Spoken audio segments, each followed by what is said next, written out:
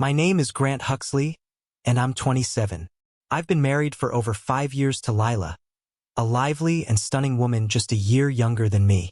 We're still in the early chapters of our marriage, building a life together and navigating the ups and downs that come with it.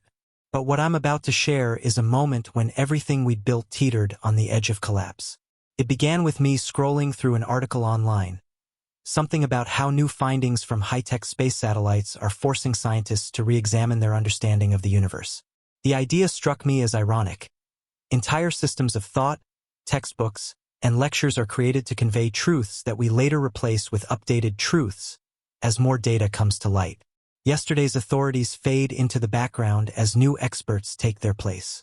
As I mulled over these ideas, Lyla entered the room. Her expression was determined, her stance assertive, and her tone uncharacteristically serious. Then she dropped a bombshell. "Grant, I've decided I'm going out this Friday on a date with a guy from work." The words hit me like a slap. Lyla was confident and direct, but this kind of declaration was entirely out of character. Her body language, hand on her hip, daring me to challenge her, spoke volumes. She was prepared for resistance but already resolute. Now, Lyla has always had a knack for debate. She's incredibly stubborn, and once she latches onto a point, she won't let go until she feels she's won. While her logic can sometimes be shaky, her persistence often carries her to victory. But this wasn't one of our usual disagreements about where to order takeout or what to watch on TV. This was on a completely different level. She elaborated, her tone softening just a bit, though her words only added fuel to the fire in my chest. "This doesn't mean I don't care about you," she said. "I still love you, and I always will, but I've realized I need to experience more. I want to explore other connections, meet new people, and see what's out there. It won't change us. I'll always come back to you, Grant. We're a team, and this could even make us stronger in the long run. Who knows? I might even learn a thing or two to spice things up between us." I sat there, stunned into silence. Her words sounded too polished, as if she'd rehearsed them. A whirlwind of emotions surged through me. Anger, betrayal, disbelief. For a fleeting moment, I entertained thoughts I'm not proud of, shouting, walking out, or worse. But instead of exploding, I decided to take a step back and think. And then it hit me, a memory of the adventures of Tom Sawyer. I remembered how Tom turned the chore of whitewashing a fence into an enviable task by flipping the narrative. Perception is reality, I thought. Maybe I could turn this situation to my advantage. With a burst of what I hoped looked like genuine enthusiasm, I smiled at Lyla. "Wow," I said brightly. "That's an amazing idea. I never considered something like that before. This Friday, huh? That's exciting." Her confident demeanor faltered, and for a moment, she looked genuinely surprised. "Oh, I'm glad you're okay with it," she said, her voice a little shaky. "I wasn't expecting you to agree so easily." I got up and took her hands, looking her straight in the eye. "This is actually a relief," I told her.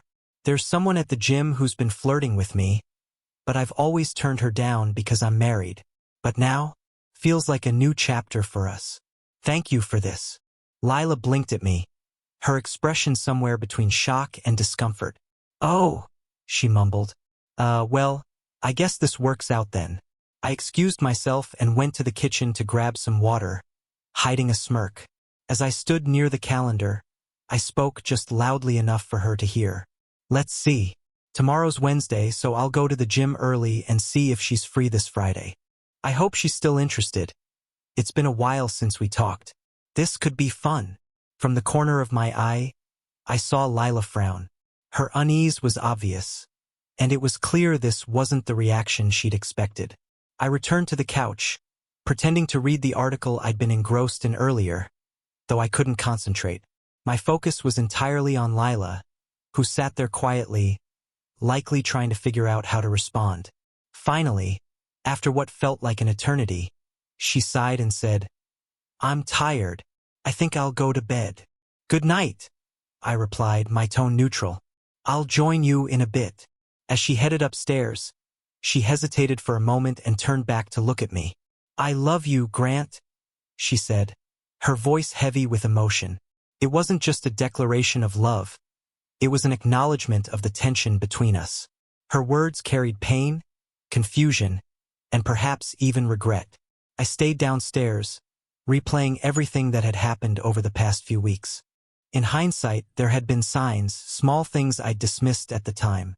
Lyla had started taking calls in hushed tones, stepping into other rooms for privacy, something she'd never done before. When I asked, she brushed it off, saying they were personal calls with her sister. But now I wasn't so sure. The texts were another clue. Lately, her phone seemed to be buzzing more than usual, and sometimes I'd catch her smiling or giggling softly while reading them. My instincts told me it was time to dig deeper. While she was upstairs getting ready for bed, I sat at the computer and checked her call logs. Sure enough, there were several recent calls and texts from an unfamiliar number. A quick online search revealed the number belonged to someone named Ethan Rowe, a name I didn't recognize, but one that instantly raised red flags. Further digging led me to discover that Ethan worked at Lyla's company, Maple Brothers Engineering. He'd been there just 7 months, and yet he'd somehow managed to become a frequent contact on my wife's phone. I also found emails between Lyla and a coworker, Sienna Blake, where they'd openly discussed Ethan. Sienna seemed to be encouraging Lyla to explore her attraction to him, even urging her to take things further. Lyla hadn't admitted to anything physical yet, but this Friday's date was clearly meant to change that. The realization left me both furious and heartbroken. Our marriage was now on a precarious edge, and every step forward felt like walking on thin ice. At the gym, I kept to myself, avoiding conversations with anyone, and eventually left to head to work. Despite my efforts to stay focused, thoughts about what was happening at home kept creeping in. Still, I managed to get through the day, completed my tasks efficiently, and earned my paycheck. By the time I left for home, I hadn't figured out a solid plan for what to do next or how to handle the situation with Lyla. When I pulled into the garage, I noticed Lyla's car was already parked. Curious, I placed my hand on the hood and found it still warm. She hadn't been home long. Standing at the door that led into the kitchen, I took a moment to steady myself. A deep breath later, I stepped inside, wearing a smile like a mask, and greeted her with a casual, "Hey, baby." As I made my way upstairs, loosening my tie and slipping off my jacket as I went. As I climbed the stairs, I threw a question over my shoulder, keeping my tone light. "Lyla, can we talk about this weekend? I think it's important we lay down some ground rules so we're on the same page." She replied from downstairs, her voice unsteady. "Yeah, I think we should talk. Oh, by the way, I've already ordered Chinese takeout for dinner. Hope that's okay." Her tone betrayed her discomfort, and I knew the evening was going to be tense. After changing into jeans and a t-shirt, I returned to the kitchen to find the food had already arrived. We started dishing up our plates, the quiet between us feeling heavier than usual. Breaking the silence, I said, "Since you've had some time to think and prepare for this weekend, and I only just learned about these new dynamics, I thought I'd jot down some ideas. You know me, can't help but approach things logically. I even made a flowchart." I gave her a crooked grin. What can I say? Once a programmer, always a programmer. Lyla's fork paused midair, and her wide eyes darted to me in disbelief. Okay. I guess we can discuss it," she said faintly, clearly thrown off. "Well," I continued, "for starters, I think it's essential we establish that no one else gets to cross into our space. This house is just for us, no games here. Secondly, respect is non-negotiable. If either of us is stepping out, there shouldn't be any trash talking about the other person to anyone else. And third, our shared plans take priority. We shouldn't cancel or disrupt our time for anyone outside this marriage." Lyla gasped softly, but I didn't stop. "Lastly, honesty is crucial. Lies will poison this arrangement faster than anything else. These are just my initial thoughts, but I want us to agree like mature adults. What do you think?" We had just sat down at the table, and Lyla nearly choked on her food. Her voice was quiet, almost a whisper. "I don't know, Grant. This is starting to feel really complicated. I'm not sure about any of it." Right then, My phone buzzed, cutting through the tension. The name on the screen wasn't immediately familiar, but I excused myself, saying, "Hold that thought. I need to take this." I stepped into our small office, shut the door, and hit record on my phone before answering. A heavily accented voice on the other end greeted me. "Hello, Mr. Draper. This is the IRS. You owe $1,326 in unpaid taxes from 2021. Feigning excitement, I interrupted, my tone intentionally loud and playful. "Oh, I'm so glad you called. I've been looking forward to Friday night. What time works for you?" Out of the corner of my eye, I noticed shadows near the door. Lyla was eavesdropping. The scammer was undeterred. "What are you talking about? This is a serious matter. If you don't pay, we will involve the police." I kept up the act. "Great. That works perfectly for me. I'll pick you up at your place, and we can grab dinner before heading back to yours. What kind of food do you like?" The frustration in the scammer's voice was palpable. "You think this is a joke? You owe money, and the police are already on their way." "Well, we could skip dinner," I said, keeping my tone flirtatious. "But I wanted to make it special. You're driving me wild." The caller's anger exploded. "You'll regret this. You'll rot in prison, you idiot." Laughing softly, I replied, "Thanks for calling. Can't wait for Friday. Sweet dreams, darling." I hung up, though they'd likely ended the call before I finished. When I opened the door, Lyla stood there, pale as a ghost. "Who was that?" she demanded. For a moment, I was tempted to joke, but I opted for the truth. Some scammer pretending to be the IRS, demanding I buy gift cards to pay back taxes. Ridiculous, isn't it? I shook my head and added, "I hate how these people prey on others." Lyla's suspicious expression didn't fade as she followed me back to the kitchen. "That didn't sound like a scammer," she muttered, her voice laced with distrust. I smirked. "Were you listening in? What happened to your lectures on privacy, like those phone calls you had with your so-called sister?" I exaggerated the air quotes. The tension simmered as we ate in silence. Finally, Lyla slammed her fork down and glared at me. "I don't want you going on a date this weekend with anyone." I looked up calmly. "And what exactly am I supposed to do while you're out with someone else? Knit a scarf? Let me make something very clear. If you're going to rewrite the rules of our marriage, then I'll follow suit.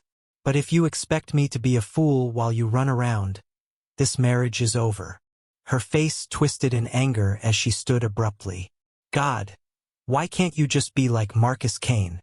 He let Sienna have her fun without being such a—" "Maybe you should have married Marcus Kane," I snapped. She stormed off, slamming the bedroom door behind her. I sat there, staring at the uneaten orange chicken on my plate, and realized I'd lost my appetite. After packing up the leftovers, I decided not to follow her. She needed time to sit with her choices, and so did I. Sinking onto the couch, I considered our situation. Our marriage was at a crossroads, and I hoped my response had planted seeds of doubt in her mind. Maybe she'd start to see how hurtful her behavior was. Or maybe she wouldn't. Either way, I needed to prepare. I looked up the divorce process in our state and found that with no kids and comparable incomes, everything would be split evenly. I even printed out the paperwork just in case. Trust had been broken, and whether we fixed things or not, I knew one thing. This marriage couldn't continue the way it was. I had decided it was time for a serious conversation. No more playing it safe or sitting back passively. I suspected her declaration the day before was meant to test my boundaries, and while I believed she hadn't physically crossed a line that would destroy our marriage yet, I wasn't willing to accept any reconciliation if she had already cheated. Feeling restless, I wandered aimlessly around the house, not achieving anything useful. I told myself I was giving Lyla space to process, but really, I was stalling, unsure of my next move. Over an hour and a half passed before I heard the soft creak of the bedroom door. Lyla stepped into the living room, her steps hesitant and her demeanor noticeably changed. "Can I talk to you, Grant?" she asked, her voice low and remorseful, a stark contrast to her confidence the night before. "Of course," I said, keeping my tone neutral but open. I gestured to the couch beside me. Come sit. She sat down slowly and took a deep breath. Grant, I've been so foolish, she began, her words almost catching me off guard. Was this her way of ending whatever this was? Could it mean we still had a chance? I stayed silent, trying to keep my breathing steady as she continued. I've been flirting and having lunch with someone from work. I told him I'd go on a date with him this weekend. Sienna, my friend, encouraged me. She's been having affairs for years, even though she's married, and she always makes it sound so exciting. Her husband knows about it and doesn't care. Sienna gave me advice on how to approach you, even helped me rehearse what to say to convince you to let me do something so selfish. She paused, her eyes glistening with tears. When you reacted the way you did, I didn't know what to think. You seemed happy, almost eager, and then you talked about someone waiting in the wings to take my place. I was crushed, Grant. I went to bed feeling hurt, but as I lay there, I realized that's exactly what I was doing to you. I wanted to push boundaries, and you showed me how it felt. She managed a weak smile. You really hit me hard with that one, you jerk, she said, trying to lighten the mood. But then her tone grew serious again. Today, I replayed everything in my head, convincing myself you were bluffing. But then that phone call, it shook me. I realized we were at a breaking point. I stayed quiet, letting her words hang in the air. She looked down, her voice breaking as she went on. I feel like an idiot. I married you for so many reasons, Grant, and you've always been everything I hoped for. But I let myself get carried away because someone else paid attention to me, flattered me. It felt like being young again, special, wanted. And then you reminded me that you're special too, that I could lose you. I don't want that. I can't let that happen. She wiped her eyes and continued, her words tumbling out in a rush. I canceled the date. I told him it's over, completely over. And I swear to you, Grant, on everything I hold sacred, nothing physical happened. I didn't cheat on you, but I got close, and I know that's hard to forgive. How can I convince you to cancel your plans, to stay with me and only me? Her tears spilled over, and for the first time I exhaled. Lyla, I said, my voice tight. We can't just pretend this didn't happen. We can't go back to where we were 2 days ago. There's a chasm between us now, and I don't know how we'll bridge it. Her face fell and I pushed forward. Even if you say you canceled the date, how do I know it's true? How do I know you won't just reschedule with Ethan or someone else? Later, trust isn't something you rebuild overnight. And honestly, how can I ever be sure? Am I supposed to spend the rest of our marriage testing and doubting you? Her eyes widened in shock. You know his name? She whispered. How? When? Who told you? I didn't answer, letting her wrestle with the realization. She shifted closer to me on the couch, wrapping her arms around me tightly. I'm sorry, she murmured. Can we just be us tonight? Can we take a break from all this? I don't want to lose you, Grant. I just want to hold on to the hope that we can find our way back. I leaned back, letting her rest against my chest. We sat there in silence, breathing in sync, but the gap between us was undeniable. Physically, we were close, but emotionally, we were miles apart. When we went to bed, Lyla tried to kiss me, touching me tentatively, but I couldn't shake the feeling of that chasm between us. Later, I woke to the sound of her quietly crying, whispering to herself, "Fool! I'm such a damn fool. Sienna, why did I listen to you?" We both drifted in and out of sleep, lost in our own thoughts. By the time morning came, Thursday loomed like an unwelcome guest. Before leaving for work, we agreed to talk more that evening over the leftover Chinese food. No alcohol, no distractions. Just a clear-headed conversation. That night, I set 2 folders on the table. One marked contained divorce papers. The other marked B, held a prenuptial agreement with proposed terms for moving forward. Lila's eyes darted between the folders and my face, her apprehension clear. I kept my expression calm, waiting for her to speak first. She hesitated, then finally said, "Grant, I'm sorry. I deeply regret everything I've done. I want to close this door for good and never open it again." Can't we just forgive, forget, and move forward? Everyone makes mistakes, and I know mine was huge. Please, can't we start fresh? Her hopeful smile faltered as I shook my head. No, I said firmly. Her face crumpled as I continued. Lyla, you've been lying to me for weeks. You've lied to me. I began, my voice calm but firm. You told me those whispered calls were from your sister, but they weren't. They were from a man you intended to cheat on me with. You've admitted to flirting, having lunches, and getting closer to him, all behind my back. For someone who claims to love and be loyal to me, that's not acceptable. Lyla's face fell as I continued. This has shaken my trust in you, and it's left me at a crossroads. From where I stand, there are only two ways forward.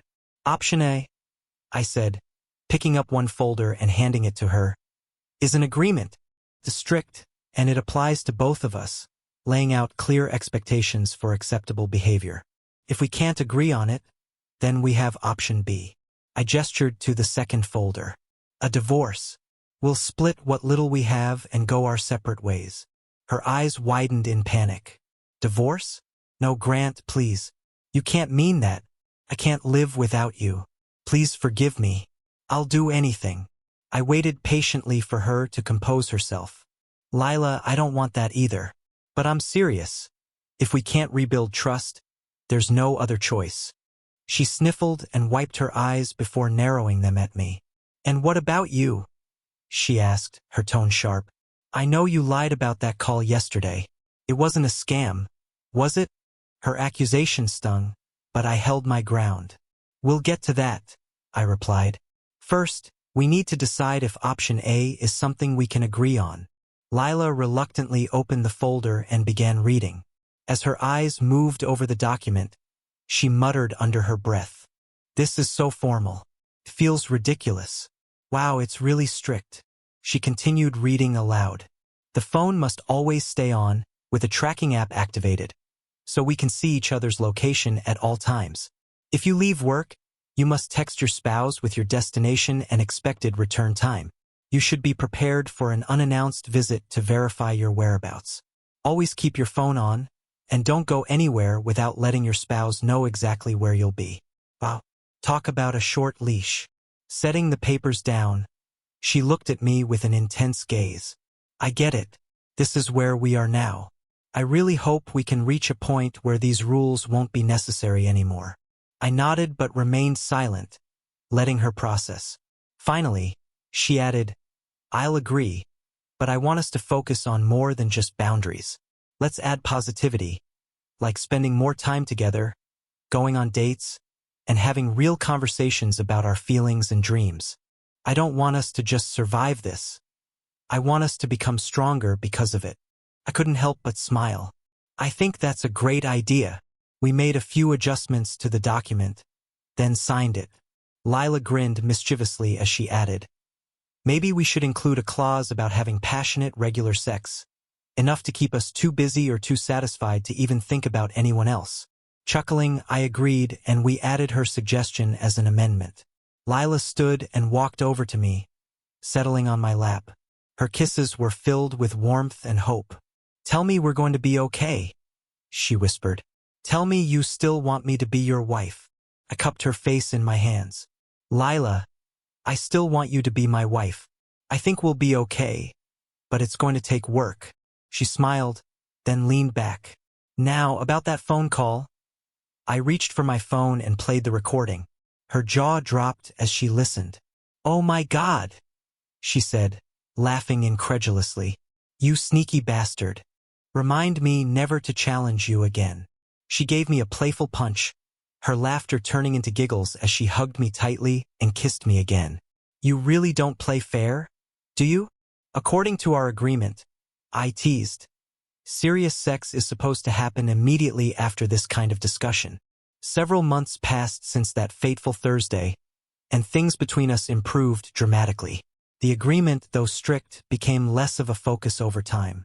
Showing up unexpectedly at Lyla's workplace during lunch to say hello and meet her colleagues helped rebuild trust. We spent more quality time together and shared our thoughts more openly than ever before. One evening, while we were planning for an upcoming 3-day weekend, Lyla's phone rang. She glanced at the screen and frowned. "Why is my boss calling me this late?" she muttered before answering. Nora. Is everything okay?" I couldn't hear the other side of the conversation, but Lyla's shocked reactions told me it wasn't good news.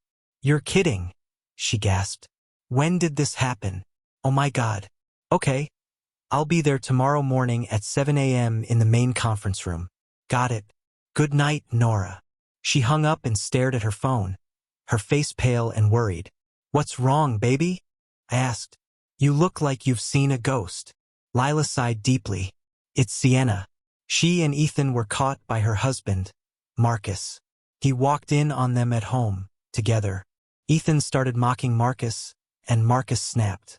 Dragged Ethan out of the house, naked, and beat him to a pulp. Ethan's in the hospital and they're saying he might lose an eye.